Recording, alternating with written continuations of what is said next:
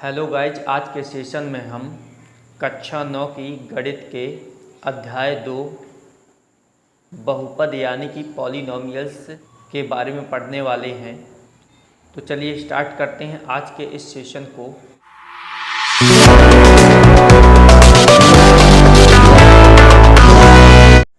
आज के सेशन में हम बहुपद के बेसिक के बारे में पढ़ेंगे।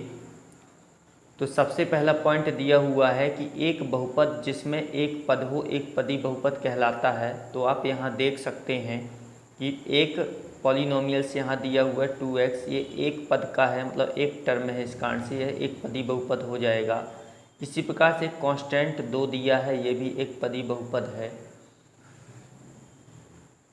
यहाँ पर 5x⁻3 ये भी एक पदी बहुपद है।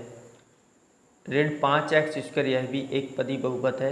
यानी कि यदि पी वाई बराबर केवल y बस दिया है तो ये भी एक पदी बहुपद है।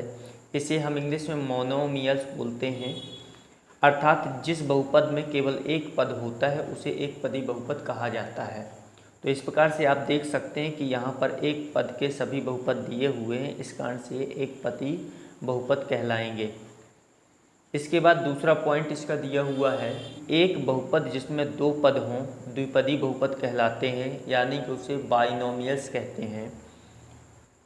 आप यहाँ देख सकते हैं कि px एक पॉलिनोमियल्स दिया हुआ है x+1, यहाँ पर x और +1 ये दो पद दिखाई दे रहे हैं, इस कारण से द्विपदी बहुपद होगा। इसी प्रकार से x² - x, इस पर भी ये दो पद हैं, यहाँ पर 2 टर्म्स हैं, इस कारण से इसे हम द्विपदी बहुपद या बाइनोमियल्स बोलेंगे। px पर 3x+9 दिया है, यहाँ पर एक पद 3x है, दूसरा पद 9 है, इसे हम बाइनोमियल्स बोलेंगे, ये भी द्विपदी बहुपद है। इसी प्रकार से y⁻10 - 1 यह भी द्विपदी बहुपद है, क्योंकि यहाँ पर दो टर्म्स हैं, यानी कि दो पद हैं। तो हम कह सकते हैं कि एक बहुपद जिसमें दो पद हों द्विपदी बहुपद कहलाता है, उसे बायोनोमियल कहते हैं। इसका तीसरा पॉइंट दिया हुआ है, एक बहुपद जिसमें तीन पद हों त्रिपदी बहुपद कहलाता है, यानी ट्राइनोमियल्स। तो यहाँ पर आप देख सकते हैं कि एक बहुपद दिया हुआ है x + x² + y, यहाँ पर x एक पद है, दूसरा x² एक पद है और तीसरा पाई यह भी एक पद है। तो यहाँ पर तीन पद दिखाई दे रहे हैं, इस कारण से त्रिपदी बहुपद होगा। इसी प्रकार से इस पर भी आप देख सकते हैं, यहाँ पर ये u है, एक u² है और एक 2 है, एक कांस्टेंट है। तो ये तीनों क्या हैं, 1 2 3, इसमें तीन पद दिखाई देते हैं, इसी प्रकार से यह त्रिपदी बहुपद होगा। इस प्रकार से और भी हम बहुत सारे देख सकते हैं, जैसे 9x² + 5x + 3, ये त्रिपदी बहुपद कहलाएगा, क्योंकि इसमें तीन टर्म्स का प्रयोग किया गया है, तीन टर्म्स को प्लस या माइनस के साथ जोड़ा गया है, तो इसे ट्राइनोमियल्स कहते हैं। अतः हम कह सकते हैं एक बहुपद जिसमें तीन पद हों उसे त्रिपदी बहुपद कहा जाता है। इसका नेक्स्ट पॉइंट दिया हुआ है, एक बहुपद जिसकी एक घात हो रैखिक बहुपद कहलाता है। घात के आधार पर भी बहुपदों को हम पढ़ सकते हैं, रैखिक बहुपद यानी कि लीनियर पॉलिनोमियल्स। तो आप इसे देख सकते हैं कि इसमें x की एक घात है, x की एक घात है, तो इसे रैखिक बहुपद कहेंगे। यहाँ पर भी देख सकते 9x + 6 दिया है, इसकी एक घात दिखाई दे रही है, यानी कि यह क्या है, एक रैखिक बहुपद है। इसके अलावा आप 5x दिख रहा है, इसको भी आप एक बहुपद के रूप में ले सकते हैं, इसकी पावर 1 दिखाई दे रही है, x की पावर 1 है, इस कारण से इसे भी हम रैखिक बहुपद कहेंगे। इसके अलावा और भी किसी प्रकार का भी आप बहुपद ले सकते हैं, जैसे ये -9x + 3, यह भी एक रैखिक बहुपद होगा, क्योंकि यहाँ पर x की सबसे बड़ी घात क्या है, 1 है, इस कारण से रैखिक बहुपद कहेंगे।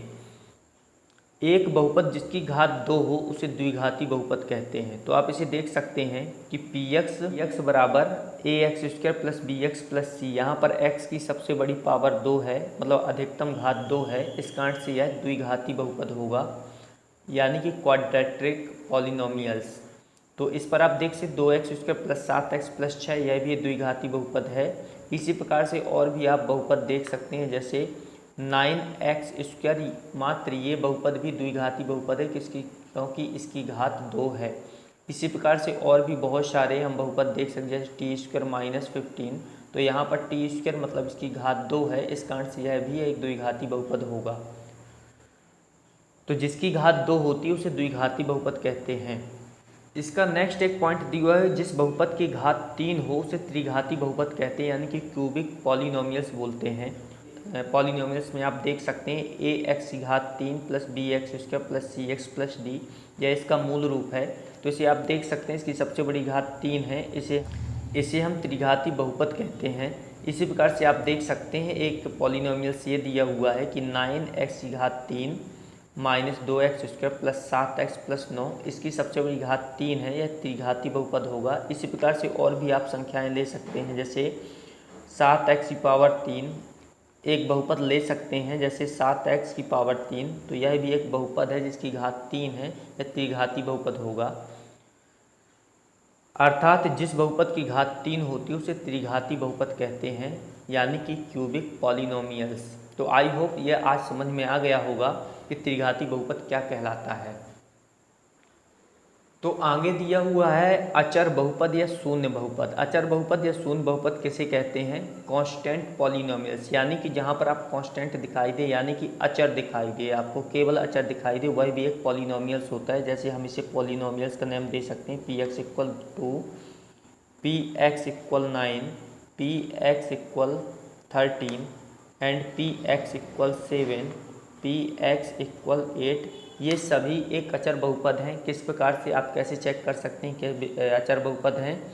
तो कहने का मतलब इसमें x की घात 0 है, इसी कारण से शून्य बहुपद कहा जाता है। x की घात 0 हो जाएगी, जिसका मान 1 होता है, तो 2 गुणे 1 बराबर 2, यह एक बहुपद बन जाएगा। इसी प्रकार से यहाँ भी x की घात 0 है, इस कारण से शून्य बहुपद है।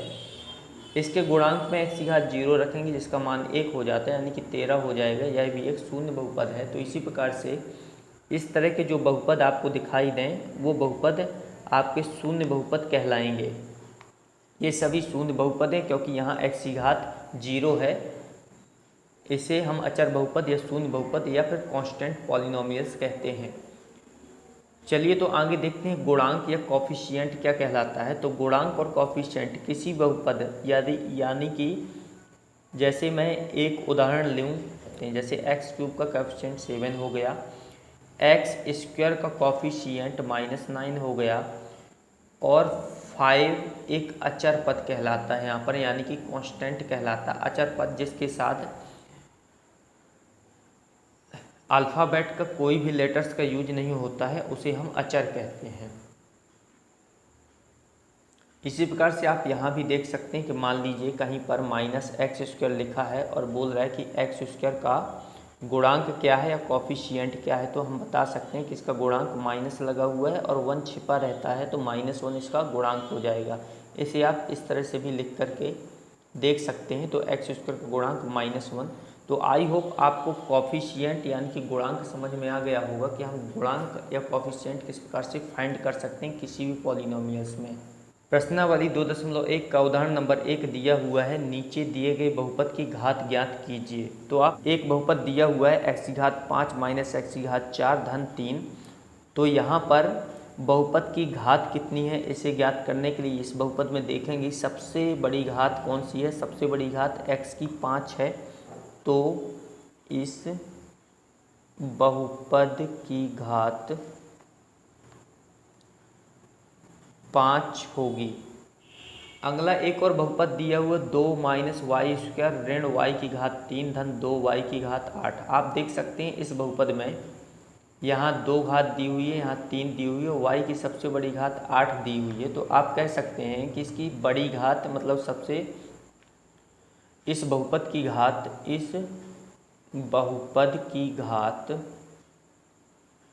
8 होगी। इस बहुपद की घात 8 होगी। इसी प्रकार से आप इसमें देख सकते हैं कि दो में कुछ भी नहीं, यानी कि यह शून्य बहुपद है, मतलब इसकी घात 0 होगी। इसकी घात 0 होगी क्योंकि यहाँ x की घात 0 है, तो इसकी घात 0 होगी। इसमें बताया गया था कि x की घात 0 का मान 1 होता है, इस कारण से इसे लिखा नहीं जाता, केवल इसे शून्य बहुपद कहते हैं। आई होप आज का सेशन आपको समझ में आया होगा। यदि आप इस चैनल पर अभी तक नए हैं तो सबसे पहले इस चैनल को सब्सक्राइब कर दें, वीडियो को लाइक करें और फ्रेंड सर्किल में शेयर करना बिल्कुल ना भूलें।